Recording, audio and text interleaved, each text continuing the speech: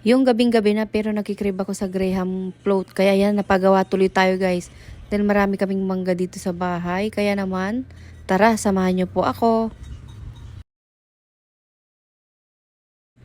Dalawang ano ang gamit ko dito guys. Dalawang all-purpose cream. Tapos isang condensed milk. Ayan. So ayan, di ko na napakita guys yung mga ingredients na ginamit ko. Pero alam nyo naman na yun. So ito na siya oh. Ayan. Ang sarap nito guys, kinabukasan.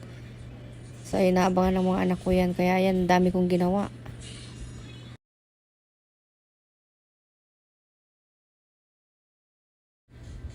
So tuwang-tuwa yung mga anak ko kasi guys, magsasawa sila ngayon sa Graham float. Ayan.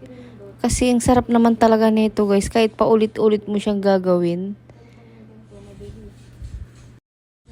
Kapag panahon ng mangga, dami kong recipe nagagawa. Meron pa akong recipe guys na aabangan ninyo. Yun, masarap din yun. Pang dessert yan. Request ng bunso ko yun.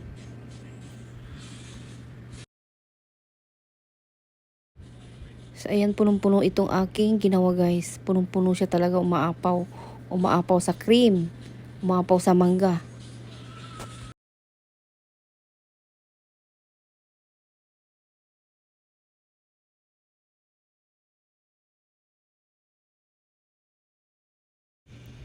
Kapag yan ay napunan natin, ilalagay ko na siya sa freezer. Bali magdamag siya. Bali ginawa ko to kasi mag-aalas 12 na ng gabi. So yan, naglagay ako ng mga toppings, yung mga durog na crackers na natira. Ilalagay natin dyan sa ibabaw. Tapos yung mangga na natira din. Ayan, sinimot-simot ko sila.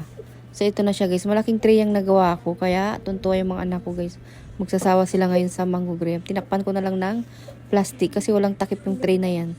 So takip na lang yung plastic labo. Ayan. Okay na yan guys. Ire-ref na natin. So ngayon, ito na siya. Nabawasan na guys nung pagtingin ko. Naku, inunahan na ako ng mga bata. So ayan, marami pong salamat. Hanggang sa muli guys. Bye!